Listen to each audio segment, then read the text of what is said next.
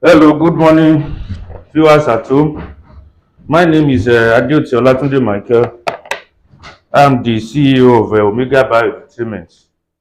We have come on a new ground today as to further our discussion on microbial communities, understanding how microorganisms exist in a given community. Just like human being and just like any other community, microorganisms exist in different community across all the ecological niches. So, and that is exactly what we are going to learn today. How, why, and what are the composition and components of that makes microorganisms to exist in this community, and what are the techniques that we can use in studying them in their various community. So, um, just like you know that today is the 31st of October, of December 2024. That is, today is going to be the last day in the year 2024. As Omega Bio-Edutainment Hub is continuing uh, to prepare ahead in witnessing 2025, we have come out, and we have integrated some other simplified learning techniques in Omega Bio-Edutainment. At the end of every lecture now, under the comment section, there will be a self-tutored questions that could be range from 20 to 30. So for every lecture. So immediately after every lecture now, you have to check. Under that, you are going to see a link. Just follow the questions under that. That one will help you, and will help your understanding more about this each topic. So just like you said today, microbial communities. How do they exist in the different in communities? Okay. Now, what are the reasons? Just like I said um, in man too, you will remember that different community, and one of the reasons that we exist in these communities, number one, for protection, to pursue common goals,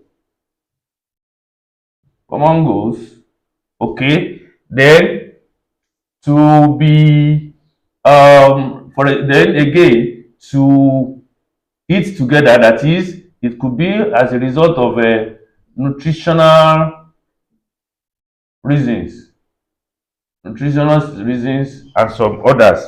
So it could be maybe uh, one organism would depend on another. So just like that. So, and don't forget that earlier on we have learned about microbial interactions. That is, how do they interact with each other? So microorganisms interact by forming a kind of competitive partners with each other.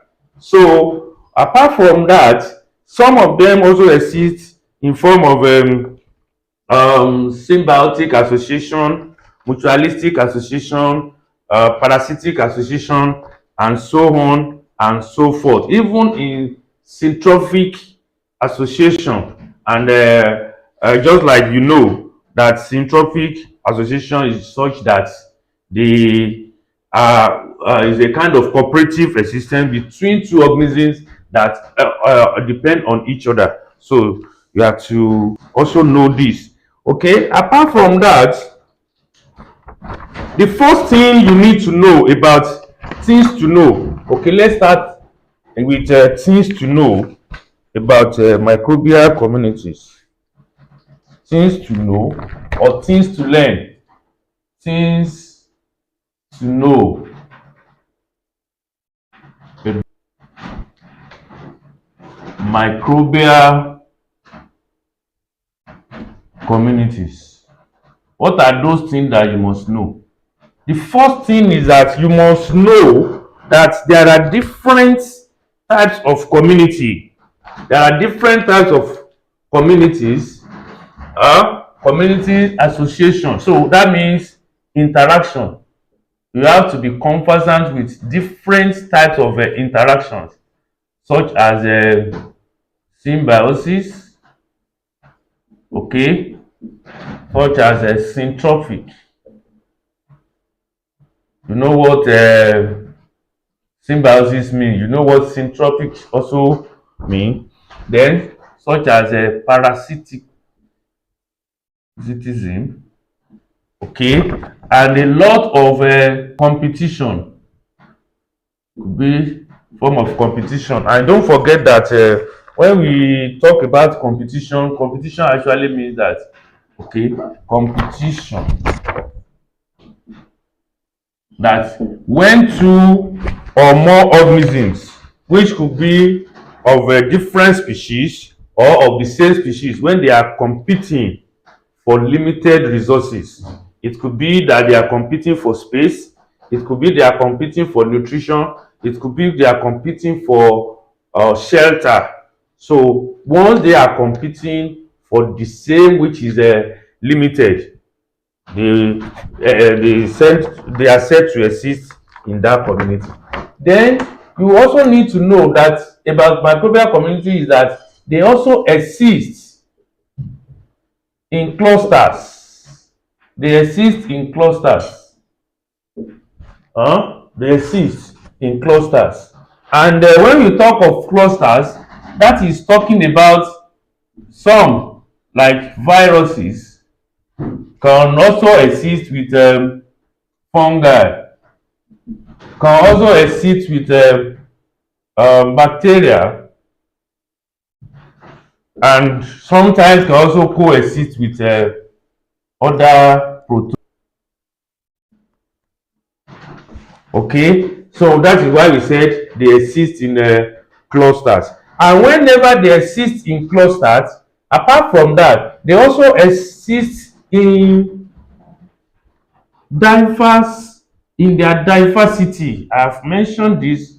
They also exist in their diversity, including diversity, including diverse environments or diverse ecological niches. Ecological niches. So there are some of them that you find them in water, that exist in water, some in the soil, some in human guts, wherever they coexist as a parasite, exist as a in symbiotic association with their. So as long as this one continues, and don't forget that there is no organism that can exist in isolation.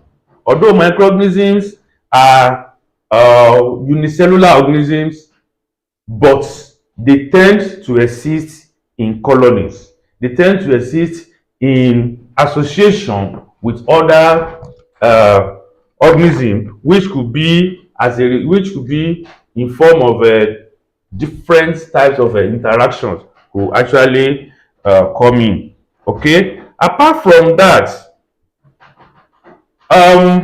you will also see that microorganisms. So it is, if you now want to study, if you want to study microorganisms, that means you should be able to understand this community, microbial community, because if you do not understand, you won't be able to identify them. So understanding microbial community will help in our identification of microorganisms. So, and wherever you find them will determine whether you will classify them as a parasite, as a symbiont, as competitors, whatever. So, and that is why we said identification of microbial community. Understanding microbial communities will actually help in proper identification. So at the end of this topic, you should be able to understand one, that microorganisms exist in interactions, different interactions, which could be competitive, and there are times whereby some of them will not even compete with each other, but they will exist in close proximity with each other. So then they also exist in clusters. You cannot actually separate microorganisms into their clusters. That means you will not be able to identify them. And if you do not know that the way microorganisms exist in water will be quite different, that is, the diversity of microorganisms in water, different types of water, will actually depend or affect their population. So the population in water will be quite different from the population that you have in soil, as well as in or on human body. So you need to also understand this. Apart from understanding microbial communities, in order for them to be identified, once understand them, you won't be able to diagnose them. You will not. It is very, very good for diagnostic purpose, because if you do not understand that they exist in communities, you will just, at the end of the day, you are going to misdiagnose, and it's not going to actually help your treatment. So because as you all know that incorrect diagnosis will actually lead to incorrect treatment. And if you cannot identify your organisms, you won't be able to diagnose, and you won't be able to treat. So that is the aim of so for our understanding of clinical microbiology or diagnostic microbiology, we should be able to understand that microorganisms also exist in communities. And I've actually told you some of the reasons why they exist or why they have to interact with each other. So, for example, the first thing is that for protection, you just see some microorganisms, they will just they will act in close proximity with others, and they will be able to offer others some kind of protection. As we go on, we will start case studies in each case. So, but sometimes it also go so as it's going to help them to come to actually pursue a common goal, go to the level that is still under kind of a protection.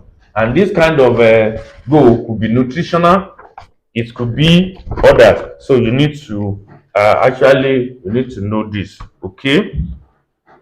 Then again, I was going to mention that just like I said, incorrect diagnosis will lead to incorrect identification and incorrect treatment, to complicate treatment. And whenever there is complication of treatment, you know that it is of public health importance. So then you should also know at this point that not all microorganisms that are pathogenic, not all microorganisms that are pathogens. And you should know that there are some microorganisms that they are just sea bound. They do not cause any harm. So they are just there to even protect, just like a normal flora.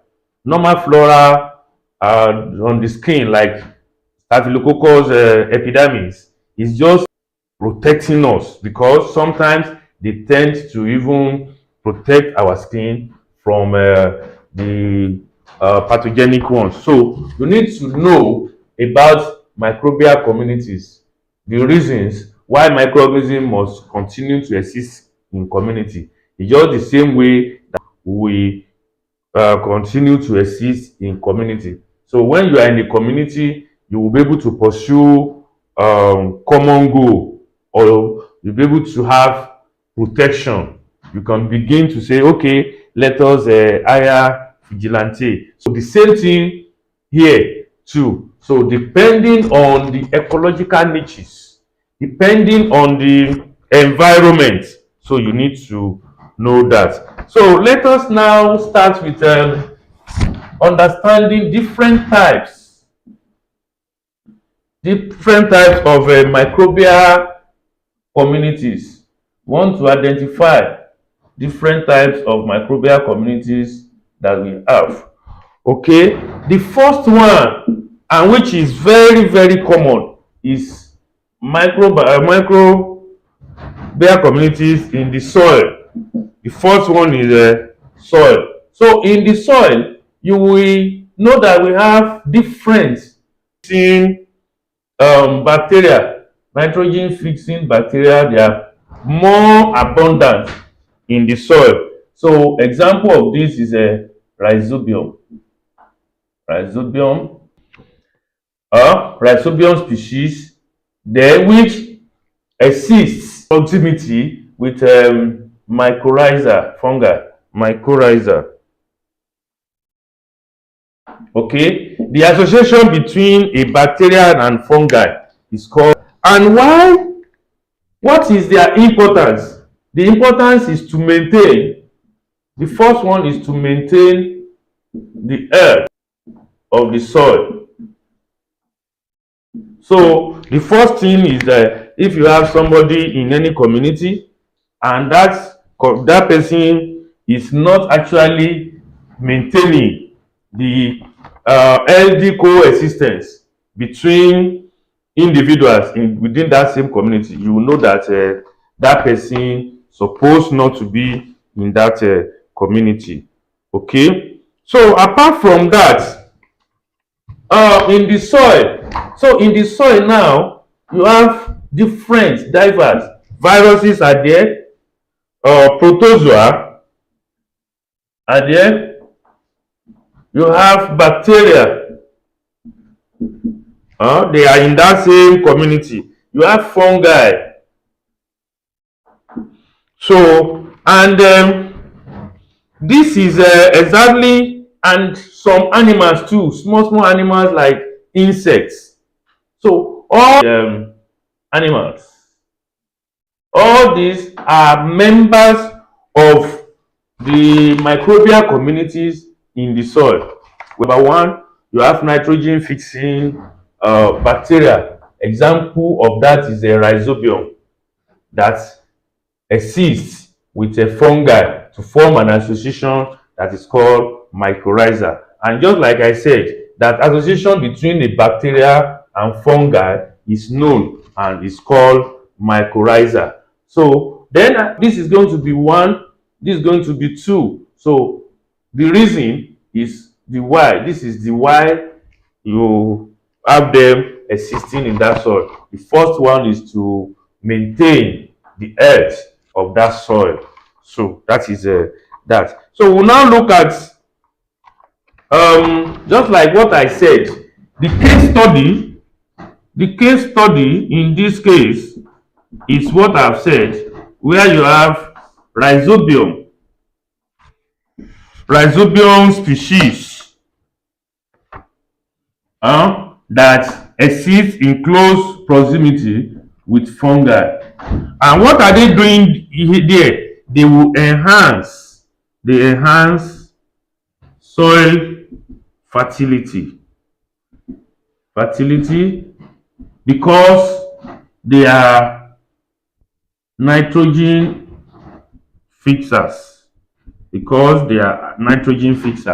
So that will actually less effort in terms of production of fertilizer.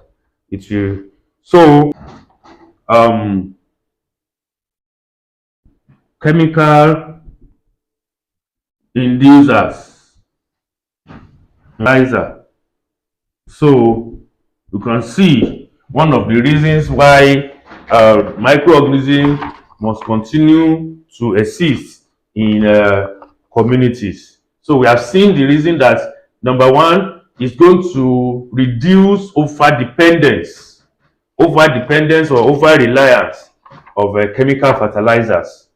Okay, so they will just need a little fertilizer, just need limited fertilizer to be able to enhance the crop yield, so thereby promoting soil fertility, because these microorganisms in these communities, they are what they are existing in form of a mycorrhiza. Then also in the soil, the also in the soil we have antibiotic producers are also found in the soil. Antibiotic producers such as streptomycin, streptomycin, then penicillin too. So all these are normal microflora that you found in the soil. You found them in the soil, the normal microbiome in the soil, or microbiota in the soil. So you can see the reason why the first types of microbial community that we must know, and we must know that they continue to exist in, is soil.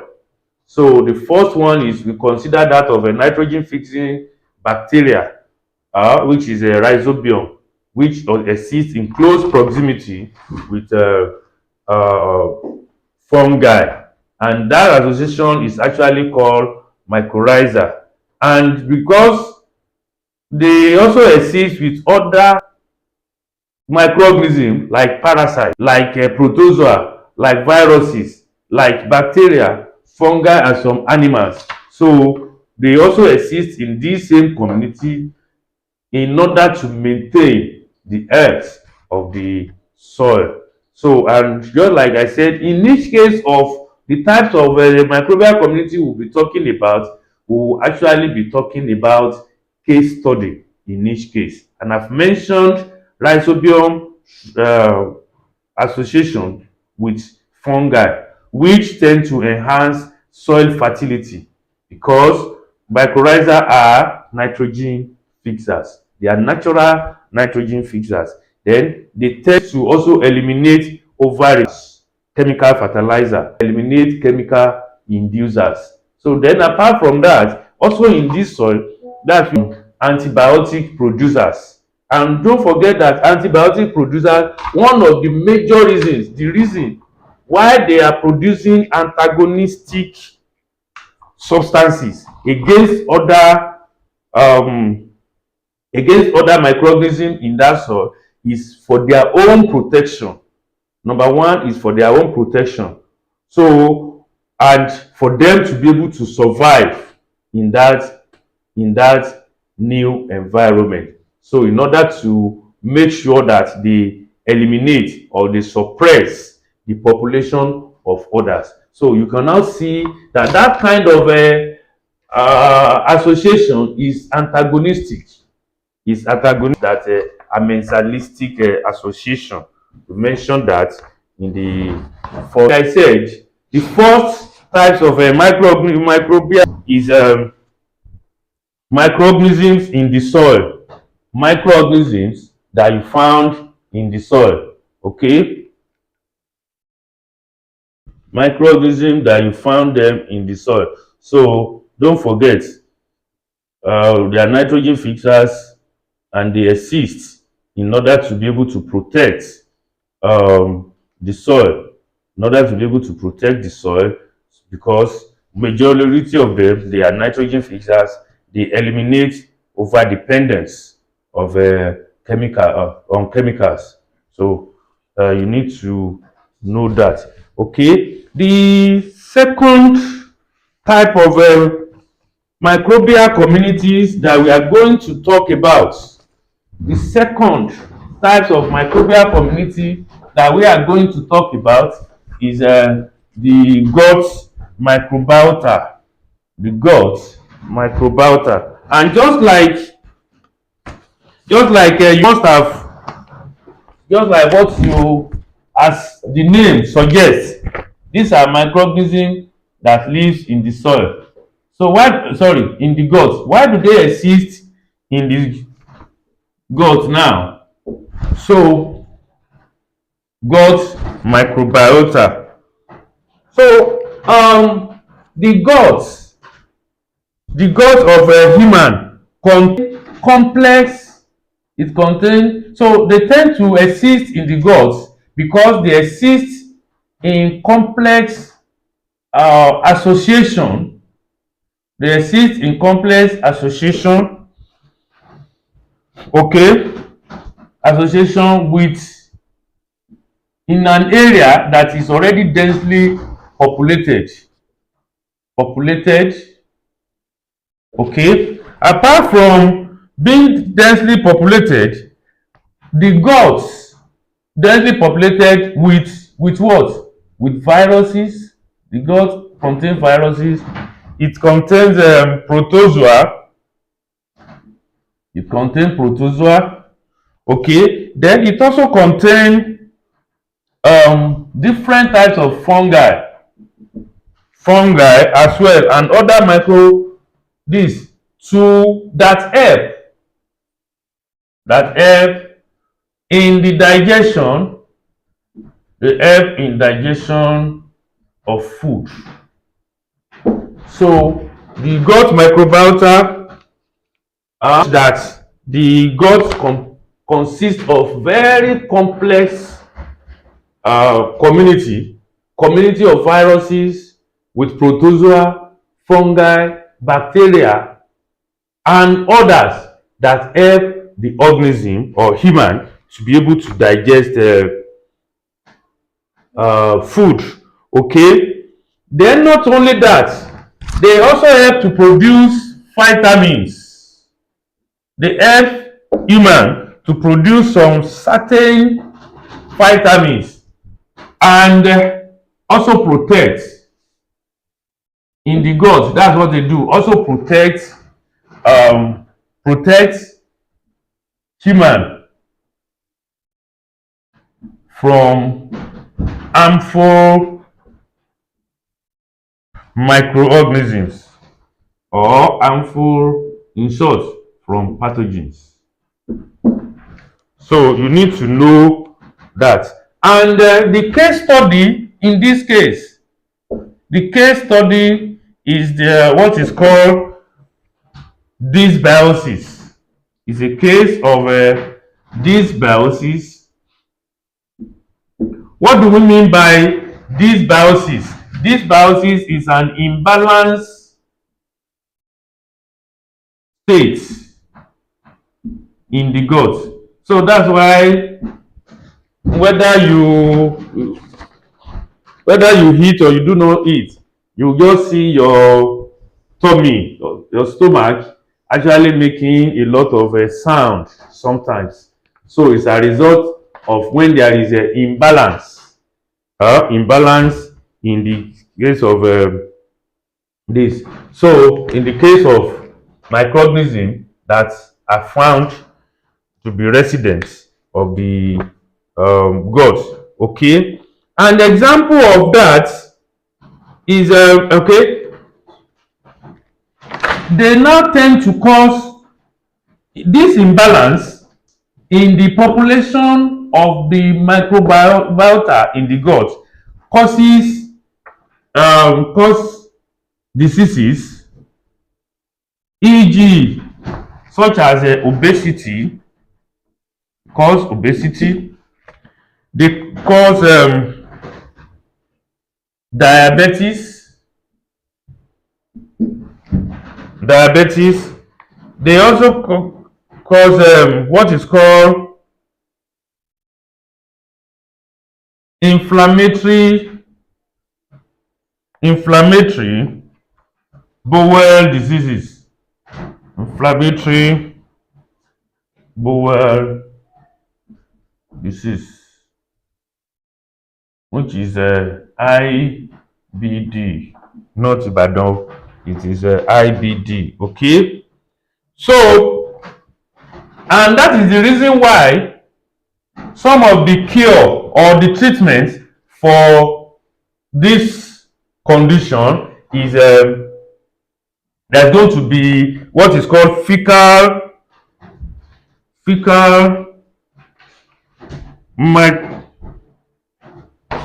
microbiota transplantation. So that is one of the treatments for some of these disease conditions. So because sometimes this fecal microbiota transplantation has actually helped in the inflammatory bowel diseases, and this inflammatory bowel diseases is caused by um, a special parasite, I mean a special bacteria, which is Clostridium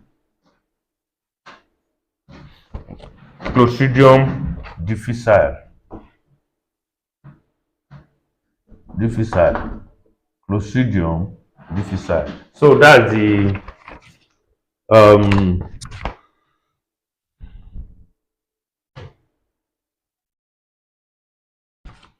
so that is the causative agent of what is called inflammatory bowel disease, which can be treated with fecal microbiota transplantation. So that is the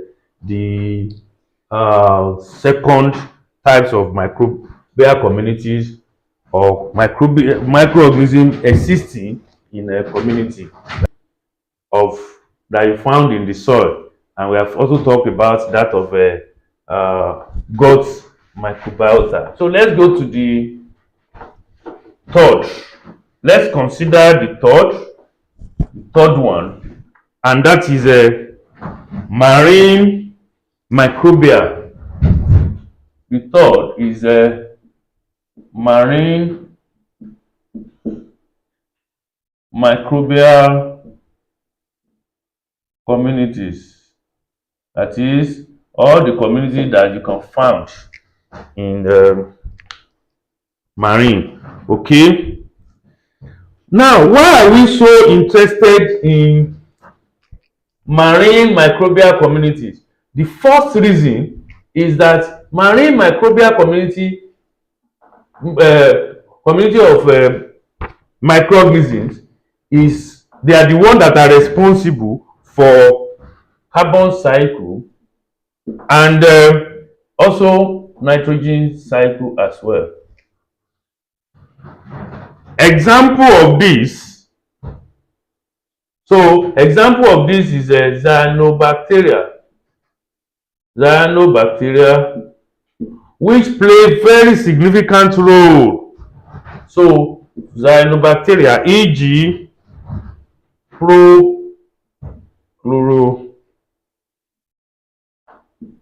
chlorococcus species. So they are very, very abundant in the marine community, and they are an example of cyanobacteria. Cyano means blue green. So cyanobacteria, and example is prochlorococcus, and because they help in carbon cycle as well as nitrogen cycle. That make them to be very, very significant. They play very significant role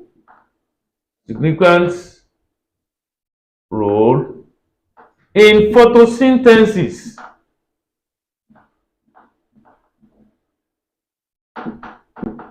So in marine environments, these microorganisms play very significant role in photosynthesis, and anyone that is playing a very significant role in photosynthesis will make them to be the primary producers.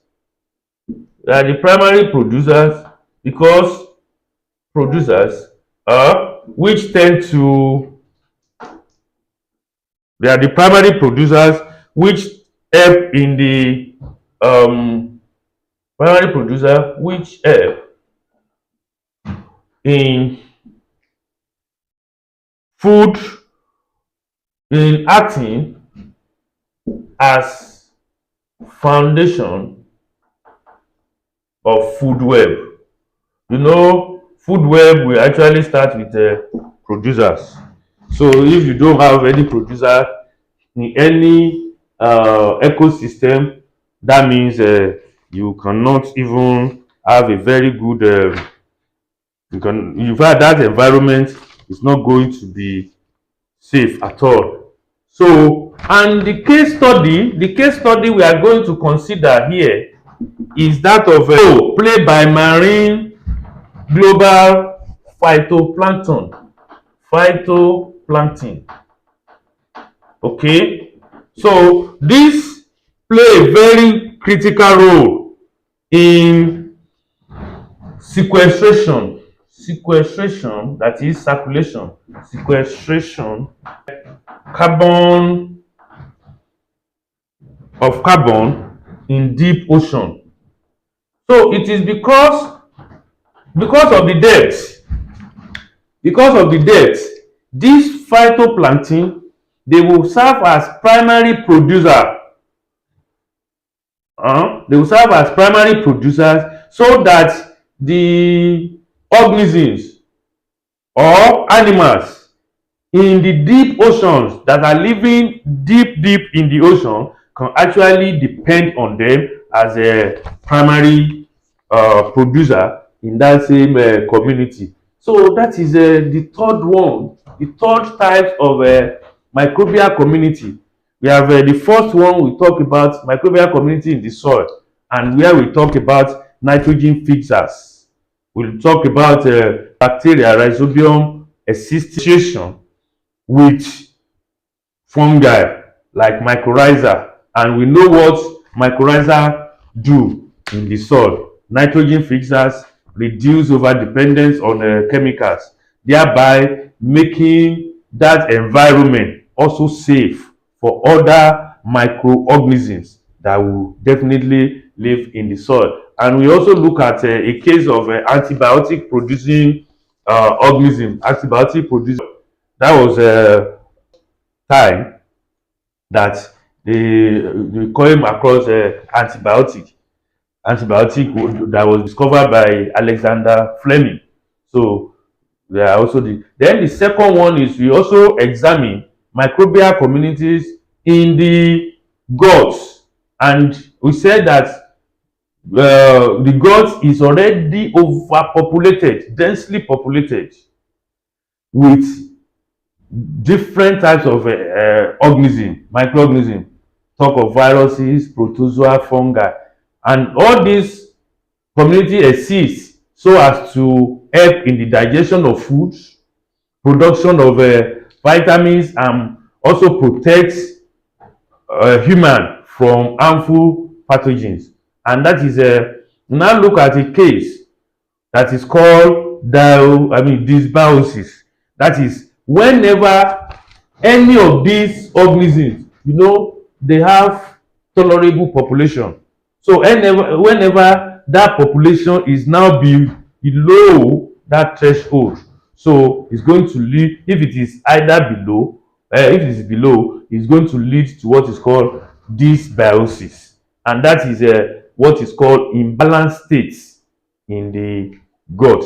And that imbalanced state is what also cause obesity, diabetes, and inflammatory bowel disease, that is IBD, which can be treated with fecal microbiota transplantation.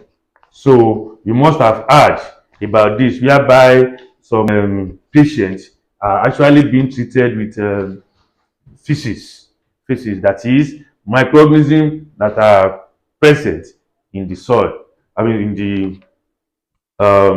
in feces. So, and we have looked at that example that that was what they use in restoring kind of Clostridium difficile. So that is what they use in restoring that microorganism. So then the third one is microbiota in the marine environment, and we said that this environment is so important. So important because the microbial community microbial population in this community are carbon and nitrogen cycle sequestrants.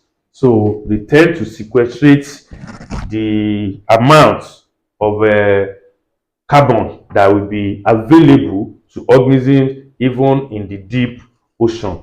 So, and they also act, microorganisms in marine communities also act as a primary producers, thereby they are the foundation of for food web. Then apart from that, they play a very vital role, significant role in photosynthesis. So this is very very important. So we are going to look at the fourth the fourth case and the fifth case. So don't forget that as you have it on the screen, that the first thing that we made mention of microorganisms in the gut, microorganism in the gut, and we look at them that the gut is made up of viruses, protozoa, fungi that helps in the digestion of food, vitamins, and also protect human from um, harmful pathogen. So we look at what is called the case study, which is dysbiosis, which is a case of imbalanced state in the gut. That is imbalanced microbial population in the gut. So, and this is actually being responsible for obesity, certain diseases like obesity, diabetes, as well as what is called inflammatory bowel disease, that is IBD. And we said that this can be corrected by the use of what is called fecal microbiota transplantation, as we see it in the Clostridium infection caused by Clostridium difficile. Okay, then the third one is a marine microbial community, which I said they are carbon fixers and nitrogen fixers. An example of these are cyanobacteria. Example is a prochlorococcus, which is very significant in maintaining or in photosynthesis. So because they act as a primary producers, which in turn we make them to be the foundation of food web. Okay, apart from that, the case study I mentioned here is that case of phytoplankton, which help in sequestration of carbon, that will make carbon to be available, readily available.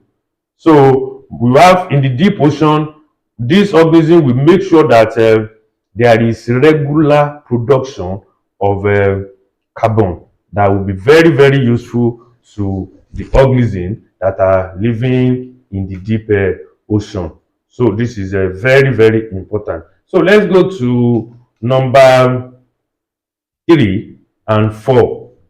Let's consider what is going to happen in number 3 and 4, and that is another community, types of community that we ought to talk about. Okay, so that is the community of what is called the biofilms, where microorganisms exist in biofilms. Okay, that's going to be the third one.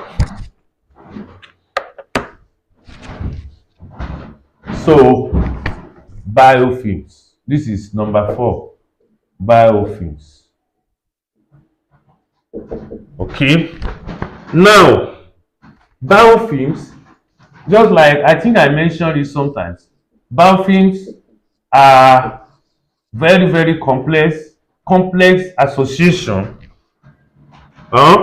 very very complex association, but structured, well structured, that is structured,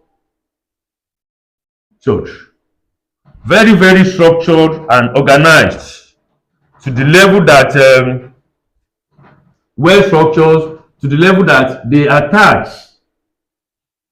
structures, they attach